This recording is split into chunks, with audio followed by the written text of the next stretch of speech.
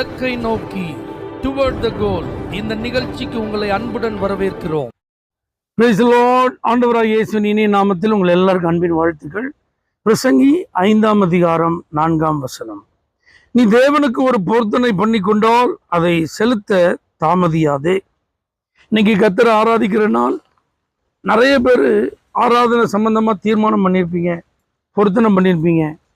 ஆராதனை ஆரம்பிக்கிறதுக்கு முன்னாடியே நான் போயிடுவேன் ஆண்டவரே, ஆராதனையில் ஒவ்வொரு வாரமும் தவறாமல் நான் கலந்து கொள்வேன் ஆண்டவரே, ஆராதனைக்கு நான் போகும்போது யாரையாவது ஒரு ஆளை கூட்டிகிட்டு போவேன் ஆண்டவரே, அல்லது ஆலயம் சம்பந்தப்பட்ட எந்த காரியத்திலையும் நான் முதல் நபராக ஈடுபாட்டுடன் செயல்படுவேன். ஆலய ஆராதனையில் மாத்திரமல்ல, அன்றைக்கு நடக்கிற ஊழியத்திலே நான் பங்கு பெறுவேன்.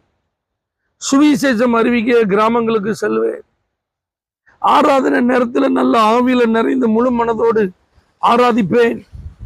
ஆராதனையில் கர்த்தர் பேசுகிற அந்த வார்த்தையை அப்படியே நான் உட்கொண்டு ஏற்றுக்கொண்டு அந்த வார்த்தைகளுக்கு நான் கீழ்ப்படிவேன். இப்பெல்லாம் நீங்கள் நிறைய தீர்மானங்கள் பொருத்தனைகள் எல்லாம் பண்ணிட்டு நீங்கள் அதெல்லாம் நிறைவேற்றாமல் இருக்கக்கூடாது. நீங்கள் அதெல்லாம் மறந்துடக்கூடாது. ஆலயத்துக்கு போகிறது, ஆராதனைக்கு போகிறதுலாம் நம்ம ஏதோ கடமையை நிறைவேற்ற போகலை, ஞாயிற்றுக்கிழமை என்பதற்காக போகலை. 6 நாளையும் கிருபையா கர்த்தர் நமக்கு வாழ்வதற்கும் நமக்காக பிரயாசப்படுவதற்கும் தந்திருக்கிறார். இந்த ஒரு நாள் கர்த்தருக்குரியது. அப்போ ஆரம்ப நாட்களில் நீங்கள் பண்ண பொருத்தனையெல்லாம் கொஞ்சம் யோசிச்சுப்பாரு. ரட்சிக்கப்பட்ட புதுசில் ஞாயிற்றுக்கிழமை ஆராதனை அப்படின்னா அதுக்கெல்லாம் நீங்கள் எப்படி ஆயத்தப்படுவீங்க? இப்படிலாம் இருப்பேன், இதெல்லாம் நான் செய்வேன்னு சொல்லி நீங்கள் தீர்மானம் பண்ணீங்களே.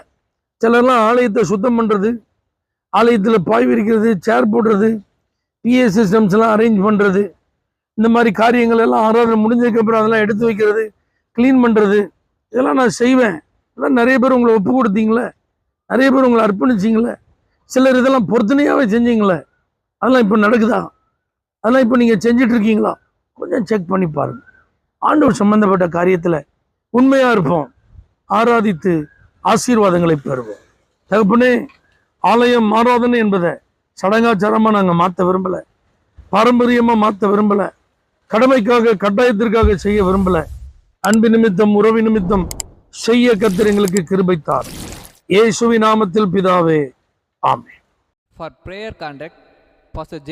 Kumar, El Shaddai Ministries, 9500252586, Surandai.